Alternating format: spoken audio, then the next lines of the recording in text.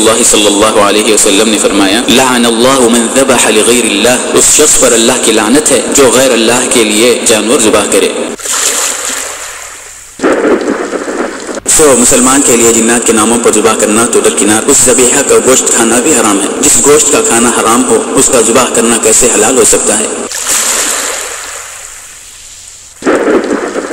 پھر وہ شخص جو آصف زدہ گڑھے سے نکلا تھا ہوش میں آ گیا اور چہرے پر ہاتھ پھیرتے ہوئے کہنے لگا کہ لا الہ الا اللہ، میں یہاں یعنی میں کہاں ہوں؟ حامل حضرات مسلمانوں کی انسانوں کی بربادی میں ایک بڑا ذریعہ بن چکے ہیں، جو بہت ہی مذموم انتہائی قبیح ترین بات ہے، جس کو غنیمت جانتے ہوئے مسلمان نے مکہ دوست سے اپنی جان چھڑانے کے لیے اسی کی طرف اشارہ کر کے کہہ دیا کہ اب تم اسے لے لو۔ یک لخت وہ شخص اسی وقت مر گیا جو دوستی کے نام پر اپنے دوست کی قبر کھود رہا تھا، مگر خود اسی میں جا گرا۔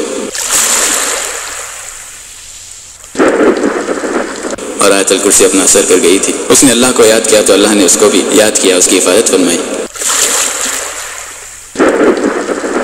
کوئی جن موکل اس وقت تک نہیں بنتا جب تک کوئی گناہ اور شرک نہ کیا جائے۔ منتروں میں ایسے الفاظ پڑھنے پڑتے ہیں جنات موکل بنانے کے لیے جو اسلام کے منافی ہے، اسلام کے مخالف ہوتے ہیں، وہ الفاظ کتاب و سنت کے مخالف ہوتے ہیں، دین دشمن الفاظ ہوتے ہیں، مگر ان کو پڑھ کر مسلمان جنات کو موکل بناتا ہے۔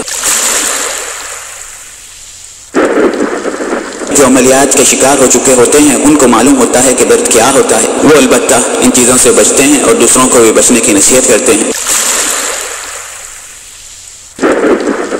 مسبب الاسباب اللہ کی ذات ہے، مسبب الاسباب اللہ تعالی ہے۔